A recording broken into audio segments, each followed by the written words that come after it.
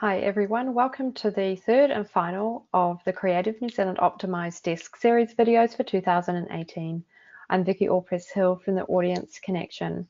In this series, I'm recommending some of the most important digital channel metrics for you to be tracking. And in this final episode, we're looking at email marketing.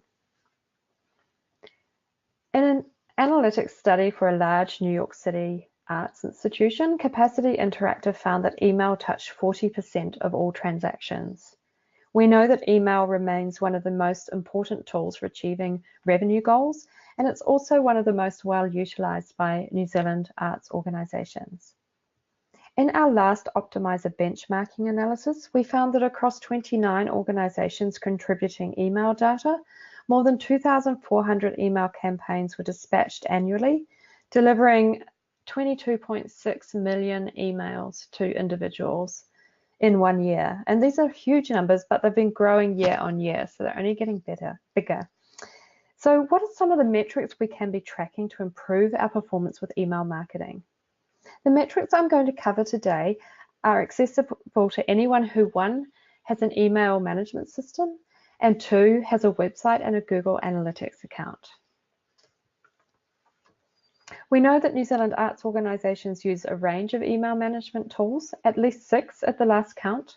Close to 2/3 of you use MailChimp, which is why I will be referencing some examples in this video. But no matter which email management system you use, you should be able to access or manually calculate most of these metrics.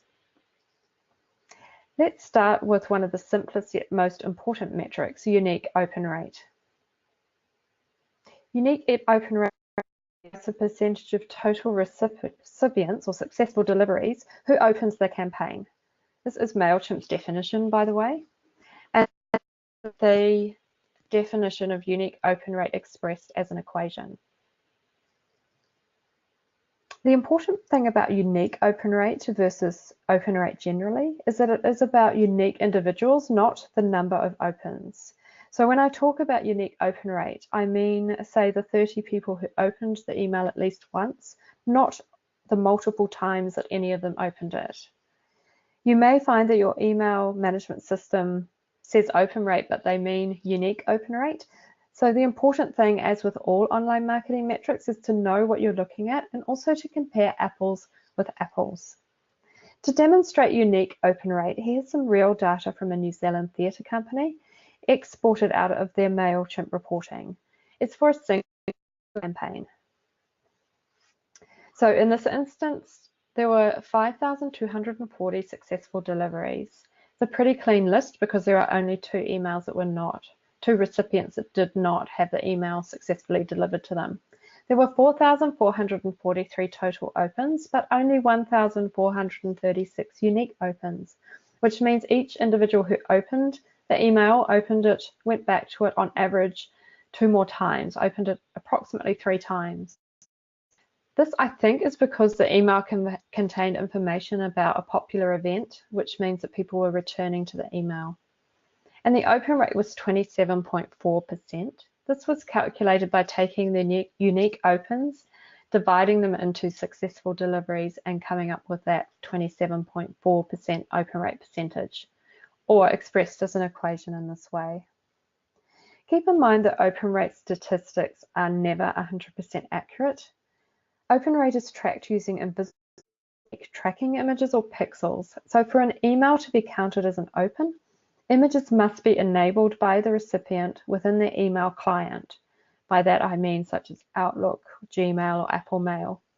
Or they need to have interacted in some way with the email, such as clicked on a link. And on the flip side, you may get someone who doesn't want to open the email but has to in order to unsubscribe. What's important, as with all this data, is managing trends over time, comparisons between your campaigns, and highs and lows in activity. No matter what email management system you use, you will find open rate data within your reporting at campaign level, across all campaigns within a designated date range, and as an average across each of your subscriber lists. Open rate is one of the best ways to tell whether your email strategy is working, It's a useful success measure because it's about getting past go and through the email inbox clutter. Oops. So I said between campaigns and against external benchmarks. So we know from our optimizer benchmarking study that average unique open rates across a year range from 21 to 62%. And they're quite genre dependent because classical music, for example, has by far the highest open rates on average. But also some email formats, such as emails, can go much higher than those. MailChimp benchmarks that are related or relevant to our organisations, such as their art and artists category or events and entertainment. They also have a non-profit category and a music and musicians category. These benchmarks are showing open rates between 20 and 26%. So take a good look at the open rates across your campaigns. What is contributing to the high and low unique open rates? Think about when someone receives your email, what makes them open it? Do they notice it? Do they trust it? Is it compelling to open? Is the subject line intriguing?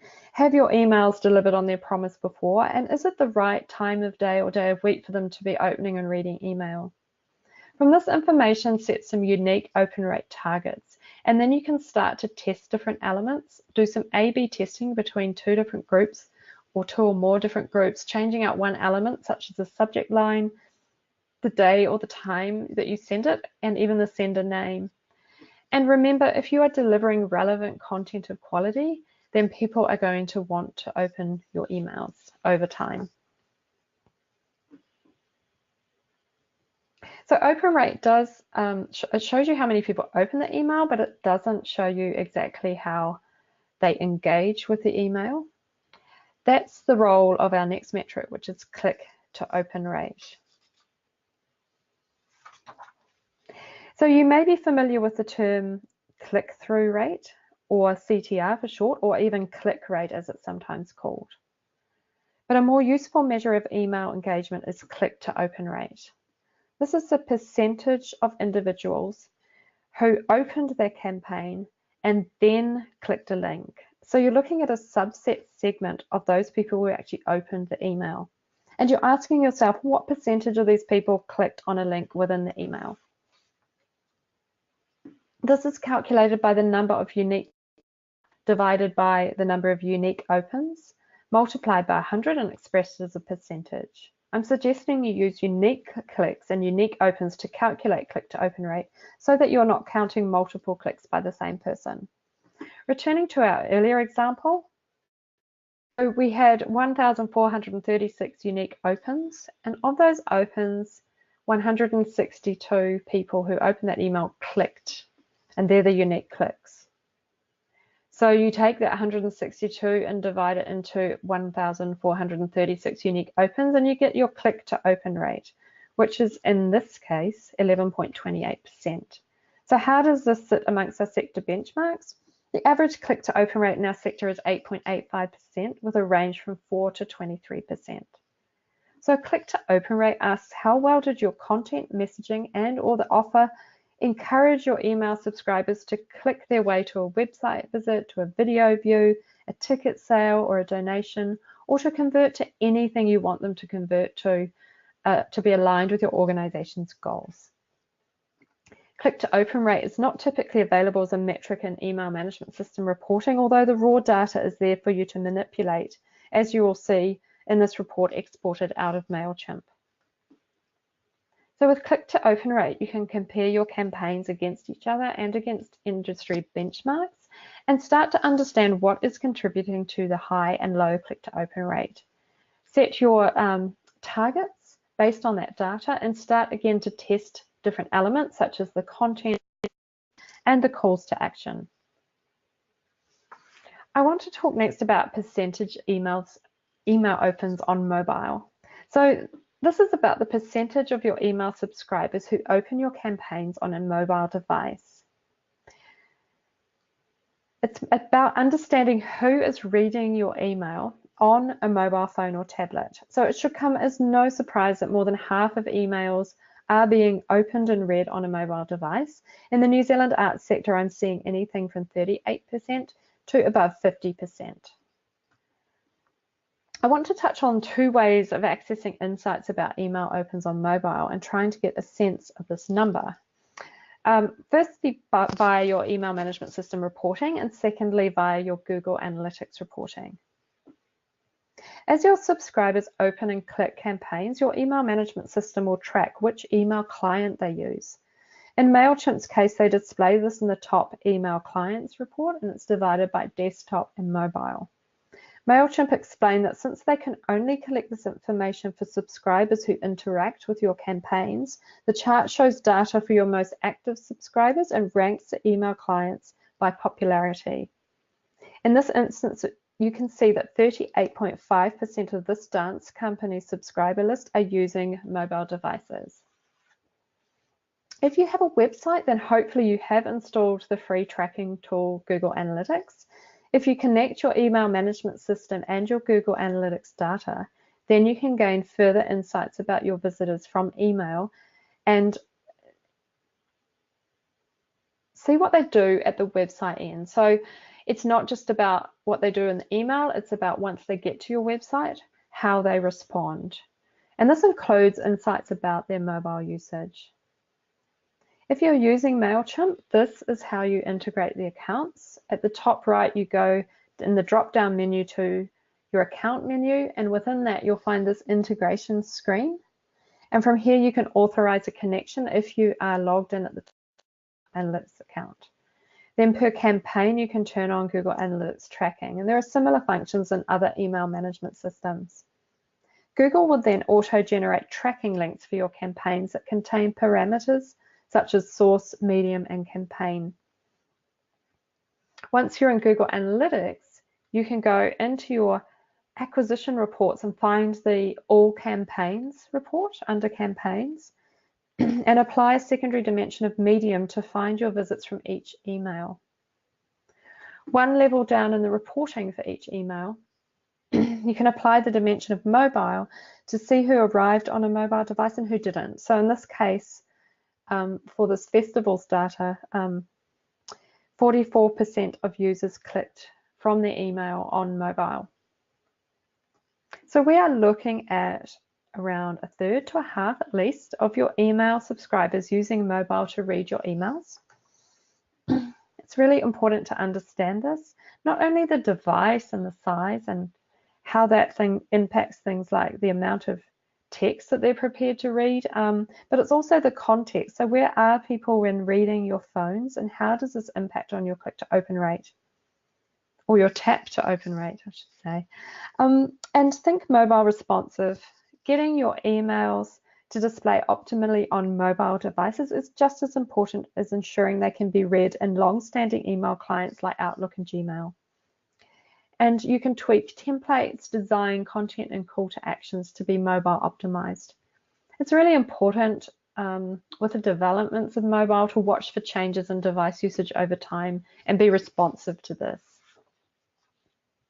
While you're in Google Analytics, you can look at landing page bounces. So by this, I mean the percentage of inbound website visitors from your email campaigns who leave the landing page without interacting any further. So bounce rate in Google Analytics is the percentage of single page sessions in which the person left a website from the entrance page and didn't go any further in. More often than not, this is an indicator of low engagement or poor, although of course everything is a matter of context. Between 40 and 55% is typically considered an acceptable range. So what we're doing here is we're thinking about that next stage of the journey. So you've looked at the people who open, how many of them click, and now you're looking at their behavior once they land on your website from your email. 2 ways to see the performance in Google Analytics. It's in the same reporting that I highlighted for the mobile metric earlier. So the first is by integrating your email management system with Google Analytics exactly the same way I mentioned before. If your email management system does not enable this, then you have the ability to manually create a Google tagged link which allows you to see the data I pointed out before from your email traffic in the campaigns report. So just an example of these tracking links this morning, I saw this tweet from Brooklyn Academy of Music in New York. It contained a short link. So this could have been in an email, but in this case it was in a tweet. When I clicked, I was taken to a landing page. Note the integrated visual feeling of going from the email to the landing page. The URL expanded out to reveal those Google tracking parameters I mentioned, source, medium, and campaign. It is likely the Brooklyn Academy of Music generated this from the Google URL Builder, which is another freely available tool that you just literally search for on Google. Once they had entered the URL for the landing page and their predefined parameters, Google would have auto-generated a link such as this. So these tracking links enable you to see inbound traffic from the link in your campaign reports. So it's the same reports as I mentioned in the previous section. Here, once you have done this, you can see bounce rate for each individual email campaign that has been, the report here has been generated by that tracking link. Also see some other engagement metrics which are really useful. So why is landing page bounce rate important? Well, we need to understand our audience's journey, and we need to think about whether our campaigns and landing pages are aligned. If you have a high bounce rate on a landing page for a campaign, it is likely that you're not delivering on a promise, or you're causing a jarring experience because perhaps there's a disconnect between the visual look and feel or the messaging. Compare your campaigns and see which are doing well and which not, and think about doing this, making sure that landing page bounce rate is not too high is actually about maximizing your investment in your campaign setup. It takes a lot of time and staff resource to create and deploy an email campaign. We all know that. So you want to make sure that it's worth it. And once you start to optimize your landing pages and even create dedicated landing pages in some cases, it may be just a copy of a version of the existing page, but it may have some welcoming text to the audience that's coming from your email. And the final metric I'd like to talk about is the rate of list growth. And this is quite simply the percentage growth of your permission email list or your email subscriber list by whatever time period or date range that you dictate. It could be by month, by quarter, or by year.